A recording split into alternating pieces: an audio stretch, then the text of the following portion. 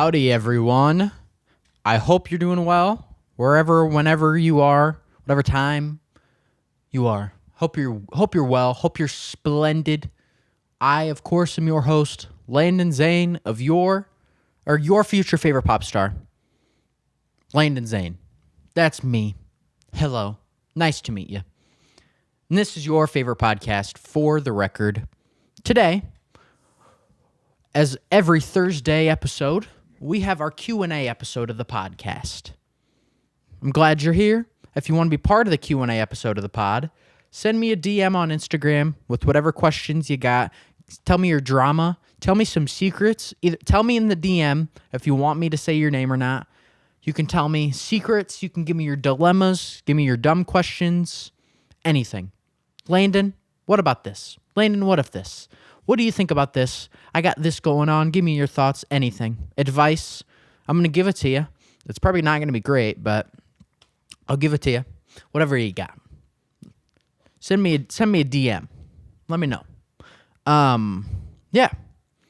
I am on the heels of recording the last episode of the podcast talking about Billie Eilish and the album, and I still am reeling from the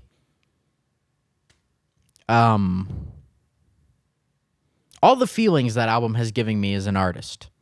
And the I don't even know how to describe it. Just how incredible that album is. So we're not going to dwell, because it will only make me feel worse about myself as an artist. We're going to talk about some other things going on in my life. I was in Florida. I'm currently in Iowa, obviously. I'm not in my normal location because this area that you can even see with the camera is probably 3 times larger than the entire place I live in California. I'm in Iowa in my mother's basement for the next week and a half. Chilling in Iowa, gonna see my family. I'm excited. I got a little bit of a tan because I looked like I had vitiligo before because I was so pale. Yeah, I was in Florida, chilled, swam in the ocean, swam in the pool. I almost said swam on the beach, swam in the sand, did a little swimming, a little whoosh, whoosh, whoosh, whoosh, one of those. Good times, good times. Little bit of a tan, sun kissed, little smooch of the sun, little sun kiss. It was a good time. Good, relax. Ate some great food. I ate an entire large pizza by myself because it was the first time I've had pizza since I moved to LA, and I ate probably 3,000 calories in one sitting. And then I asked if we could go get ice cream afterwards because I am enjoying all the free food and benefits of free food and free living that I once didn't appreciate. And now that I am paying for everything in LA, I've come to appreciate all the free food and all the free everything. And I love it. I like it. I love it. I want some more of it. And I'm gonna get more of it in the next week and a half. I'm gonna enjoy every bit of free food and free everything I can get from my mama and my family and everyone else. Good times. Good times. And the thing, actually, so it is nice to be back, other than everyone saying, you've lost the weight, you look skinny. I'm like, no shit. I was broke as hell, still am, living in one of the most expensive cities on the planet. I apologize, I can't afford to eat 3 times a day. Yes, I've lost weight. I look skinnier. Tough shit.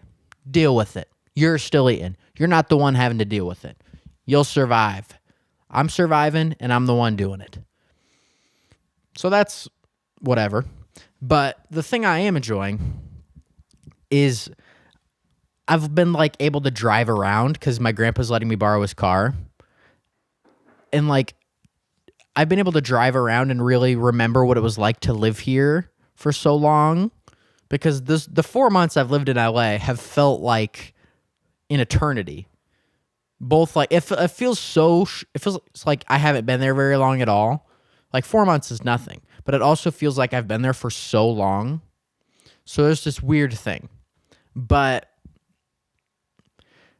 being back and being able to really remember what it was like living here it makes me even more grateful that I really made the decision for myself and moved to LA and just got away.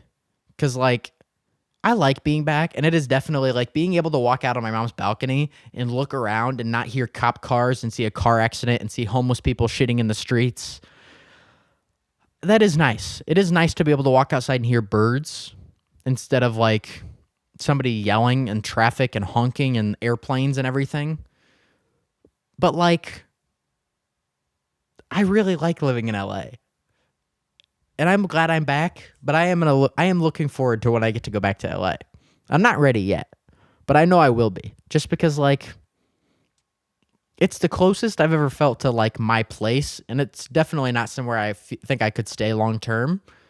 But it feels so much closer to the thing that I want to be doing with my life in terms of creatively and as a person and as an artist. And I just like, I'm so glad I moved away. And I miss my family so much.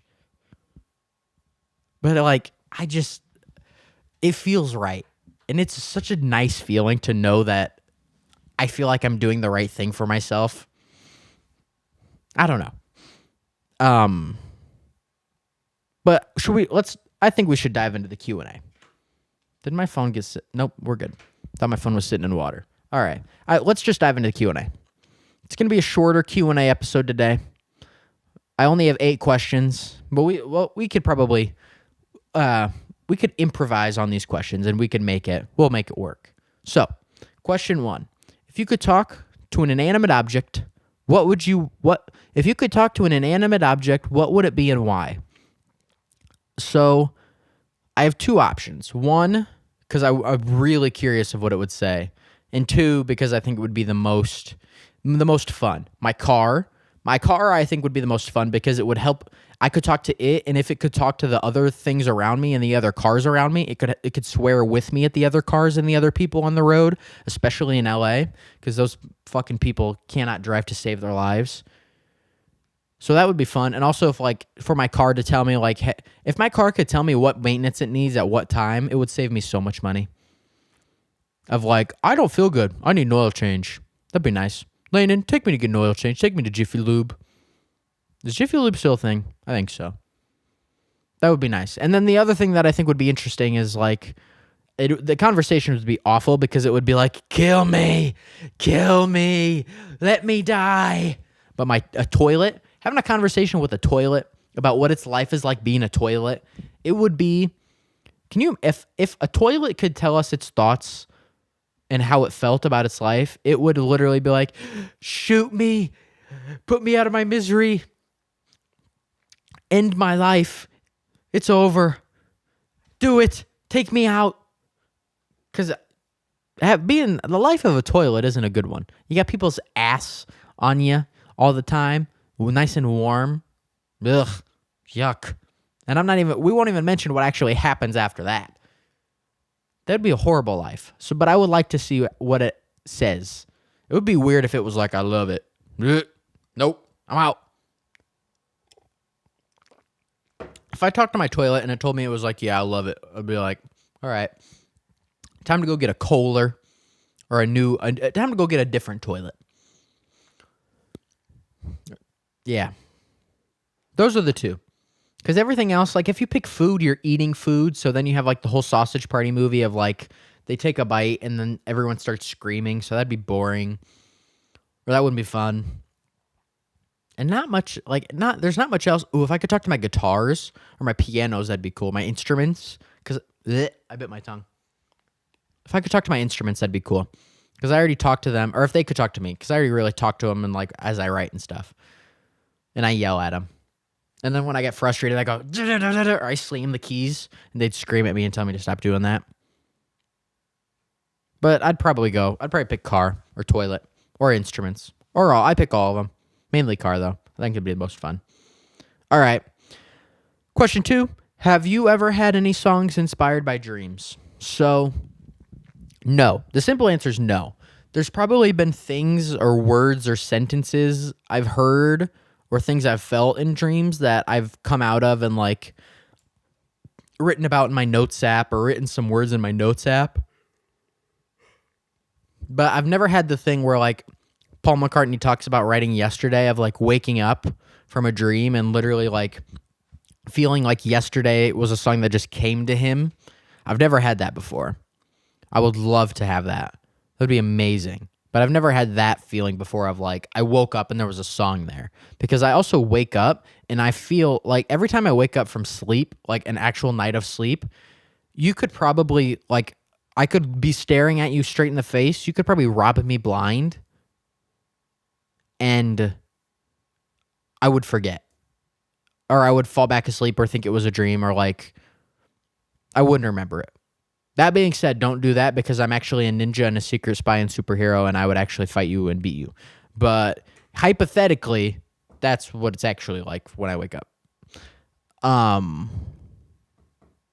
Yeah, so like I don't remember anything about my dreams. I also don't dream that much.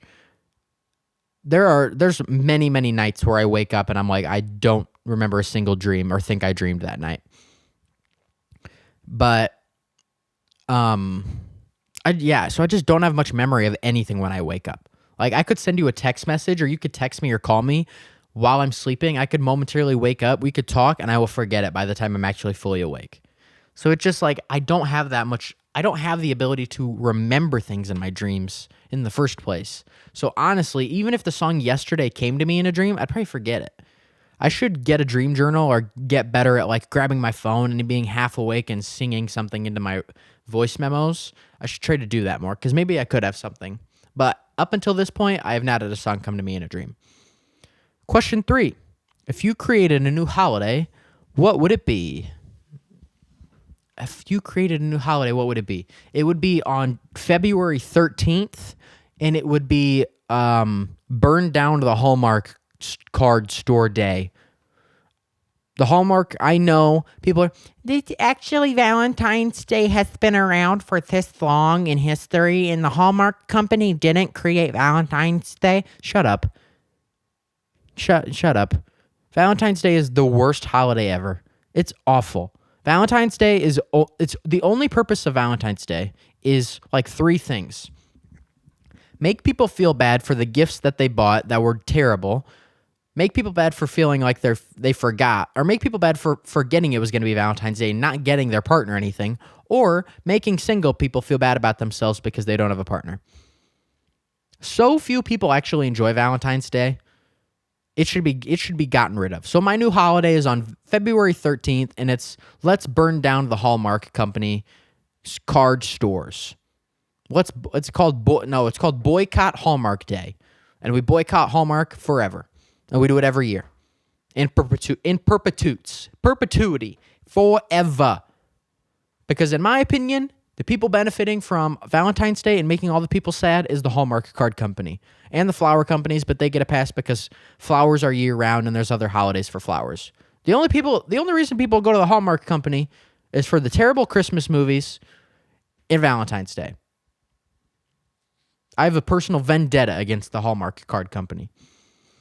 If you work there, peace and love, more power to you. I hate the company. They are making me sad every year on Valentine's Day for having been single my whole life on Valentine's Day. So, no bueno. Actually, wait. I've been single my whole life on Valentine's Day, I'm pretty sure. So yeah, like, no thanks. Pass. Don't need it. No thank you. Let's move on. Boycott Hallmark Day, February 13th every year. Question 4. If your pets could talk, what do you think they'd say to you?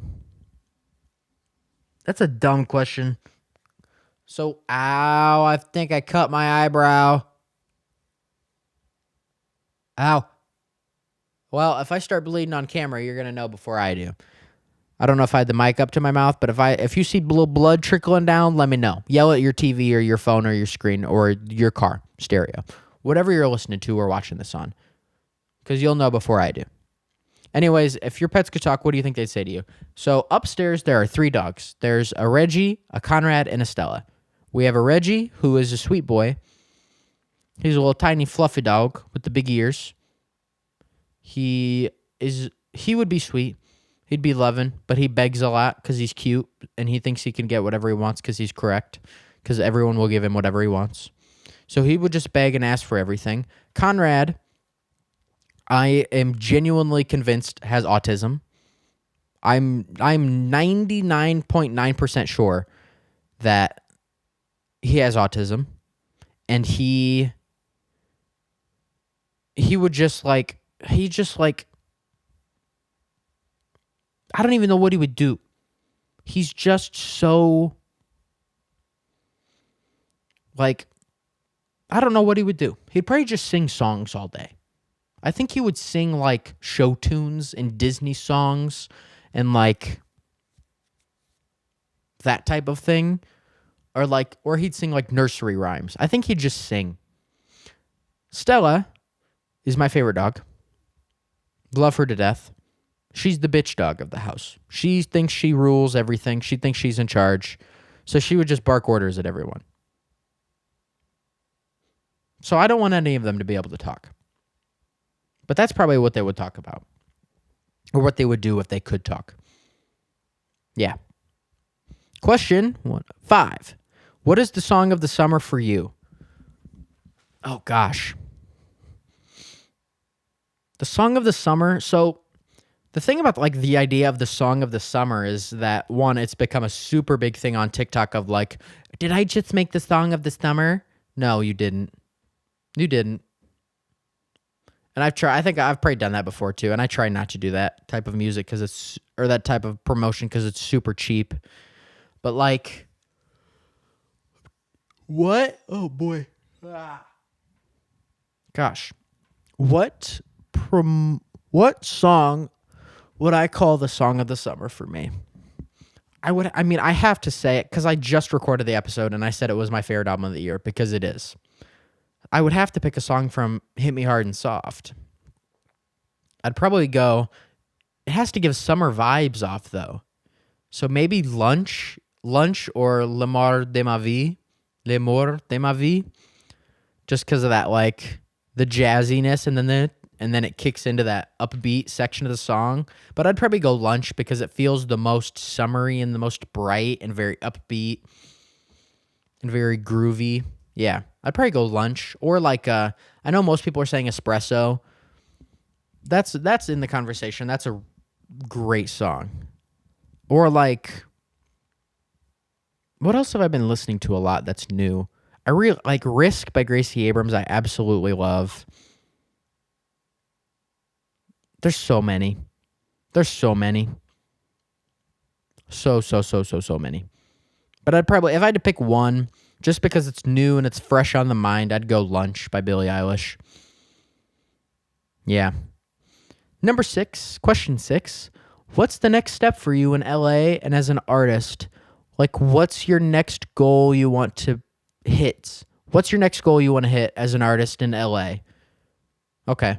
I think the goal for me, the main goal has always been my main source of income be coming from my music and my content and my brand as an artist, and now from the podcast and from all of it, to have my income coming from that. And like, I think that a big reason why I started the podcast is because I knew it would be a lot easier for me to grow it and make it a thing a lot faster, just because of the how much easier it is to make social media clips and content from it, and just being able to talk about music and like show my personality off more.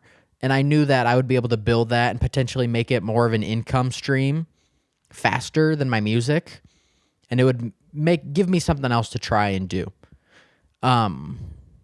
So that's my goal, is like, I just want to be able to, I want my income to be coming from content and my music and social media and the podcast and like the things that I'm passionate about and I'm trying to build. That's the main goal I want to hit in general. That's my goal for the end of the year, is that my income is coming from the podcast and everything, which I think if I continue to build the way I have been, I think it's doable. So yeah. But that's my goal. That's my next goal I want to hit. Question 7. What's a song from your childhood that immediately sends you back into your childhood? What? What's a song from your childhood that immediately sends you back into your childhood? Oh, okay. Oh my gosh, what's that song called? It's that Katy Perry song. Summer after high school when we first met. Na na na na na, but da na da. What is that? What is that song called? In another life, I will make you stay. Dun, dun, dun, dun, dun, dun, dun, dun. What is that song called? What album is that on? Is that on? Is it on Prism?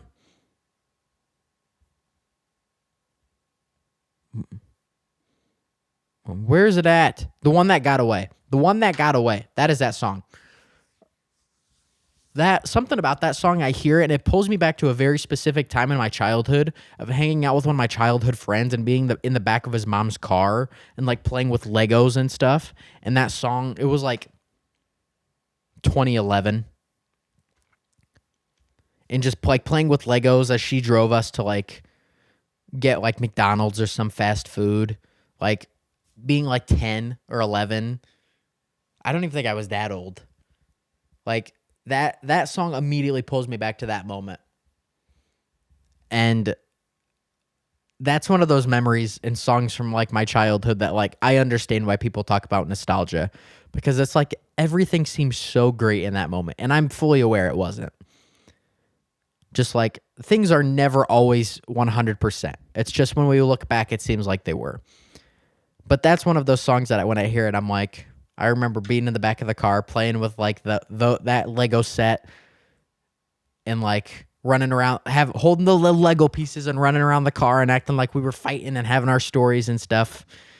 And like, yeah, like I can see why people get nostalgic for that. But yeah, that's the song. So, what was it called? The One That Got Away by Katy Perry.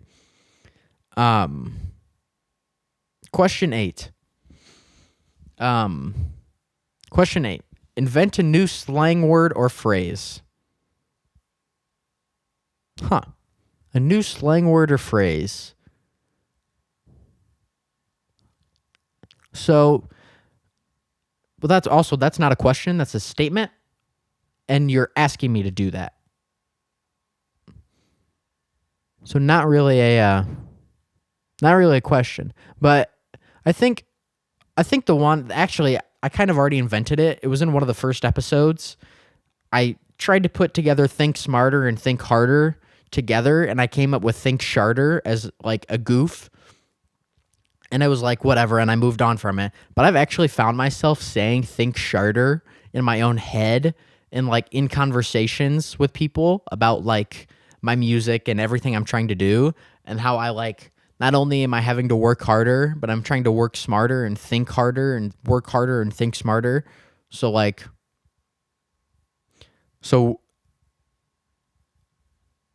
work sharter or think sharter, I think we should make slang. Like we should just make it like, come on, man, think sharter, work sharter, like work smarter and harder, work sharter, think sharter. I love that because it's funny. Like slang, like shart, because that means if you didn't know what shart meant, it meant you let one slip a little bit and something comes out, and you got a little drop, little dripsky drops in your tidy whities. You got a little schmear down there because you thought it was just a fart, and it wasn't. So you shit your pants. But shart, it could also be smart and hard. Think sharter. I love that. I think we should make think sharter slang. How about, I could make some think sharter merch. Think sharter merch, I would enjoy. I think that's funny. A t-shirt that says think sharter, I think that's clever. So I think, excuse me, I burped. I think that is my new, dear Lord, I think that's my new slang phrase.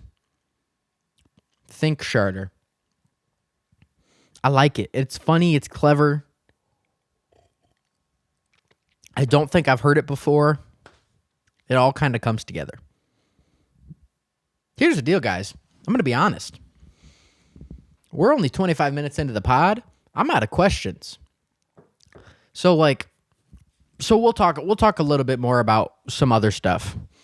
What have I've been trying to listen to the music that inspired me initially when I was getting into music. Between there's two periods I've been trying to dive back into the music that inspired me initially, which is 2021, around the time when I was almost graduating high school, and last year about this time of the year. Those two periods I'm trying to really get back into those musics, because the 2021, all that music I was listening to, the stuff that I really gravitated towards that inspired me is that's the music that first really got me deep into music. So I'm trying to get back into some of that stuff more. I've been listening to Declan McKenna's album Zeros a lot, and I love that album. And then along with her new album, The Secret of Us, and her releasing Risk and announcing Close to You is going to come out, I've went back and I've been listening to Good Riddance again, which is one of my favorite albums of all time. I think it's a masterpiece of songwriting. I've been going back and listening to that album a lot lately, and how incredibly well written and made that album is. And gosh, it's such a good album. So I've been listening to those two albums a lot more. I think actually today I'm going to go back and listen to that Japanese House album, In the End It Always Does, because that was my most listened to album last year, I'm pretty sure. And I haven't listened to it in the past few months. It's been a while. Actually, I think it might have been since I moved to LA, because I listened to that album a lot, and then the Japanese House's first album, when I was driving to LA to move, I listened to those two albums a ton on the drive, and I don't think I've listened to them since. So I want to go back and listen to that. And then Desire, I Want to Turn Into You by Caroline Polachek was a huge album for me last year. I've only gotten into her recently, but Chapel Roan, I'm still really listening to that album again. Ryan Beatty, Calico, I love that album so much. And then the 2021 albums, there's Zeros by Declan McKenna, Harmony House by Dayglow is a super underrated album. What else? It came out a little later, but Dawn FM by The Weeknd. A Brief Inquiry into Online Relationships is one I always go back to. What else? A ton of stuff. And then always Elton John, Billy Joel, especially those two artists. And then I've been listening to Folklore a lot, and Evermore. Evermore is not... I understand why people say Evermore is Taylor Swift's best album. I like Folklore more. It just relates to me more, and I connect with the songs more. But I've been listening to Evermore a lot too, and I'm more and more appreciation is growing for that album for me. So I've been listening to a lot of different kind of varied stuff, a lot of songwritery stuff though, and then trying to get back in touch with what made me want to make music in the first place, and then also the music that got me through last year and that helped improve my year of awfulness, which was last year. Yeah. And between all that stuff I'm trying to dive back into and build my appreciation for even more, there's also the album that recently just came out that the last episode was about. Don't know if y'all have heard about it, the new Billie Eilish album. I love that album so much, and it is so incredible that I don't even know what to say about it. It's that good to me. So, oh my gosh. I think it in the long term, it is going to fundamentally change the way I think about being a musician and an artist and a songwriter and a producer. Because there's albums that certain aspects of I've gone into and studied, my favorite albums of all time. I've done that with that Gracie Abrams album, Good Riddance. I've gone and I've like literally studied the songwriting on those songs of like how is that album so well written? And I've done that with a lot of different aspects of different albums that are my favorite, like the production on certain albums, songwriting, the vocals. This album has all of it, and it does all of it so well, but it's also so its own thing and so original. And it, like, the second I heard it, I felt this thing in my head of like something. I'm going to have to step it up. I'm going to have to change something. Something is different now for the way I look at music and for me being an artist. And that's only happened a few times. So between going back and looking back at what made me get into music in the first place really intensely, and then like what got me through last year, and then this new Billie Eilish album, I'm feeling very motivated and very inspired musically. And just like wanting to try new stuff and experiment, and I don't know, it's exciting. It's also like I mentioned in the last episode, thinking about how incredibly well made and produced and written and everything that Billie Eilish album is, and just how astounding that album is. Does it make me depressed? As an artist, yes. Because very few things do I look at and it makes me depressed of like, I don't think I'm ever going to make anything that good. And this is one of those albums. But it also motivates me of like, but fuck, man, I'm going to try. I'm going to do everything I can to make something that I think is that good. Will I ever get there? Who knows? But I'm going to give it every little bit I've got in my skin and my soul. I'm going to do everything I can to make something that amazing and groundbreaking and pop to me that I think is like that. And I'm just like, I don't know. I just like where I am in life. It's just fun. Like, I'm just enjoying. This is one of the first times in my life where, like, everything could be going wrong, and there's still kind of this thing of, like, I'm just kind of enjoying being me and doing my thing. And if you told me that 5-6 years ago that I was ever going to feel like that completely, I don't know, man. I wouldn't have believed you. And I'm so happy where I'm at. And not like I'm content. I'm so motivated and so driven to do all this. But I'm just like, I'm loving the process. And I'm so glad I'm getting the opportunity.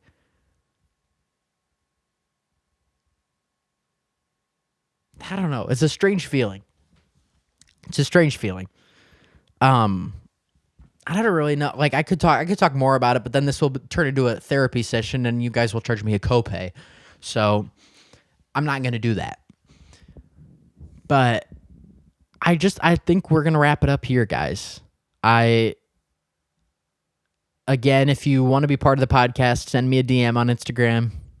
You can be part of the Q&A. Send me whatever you've got. Send me your troubles, your trauma. Send me a secret you can't tell anyone else in your life, but you can tell me, and I won't reveal it to the and I won't reveal your name. I'll just give me the vague description, or your dilemmas, or your hot takes, or anything.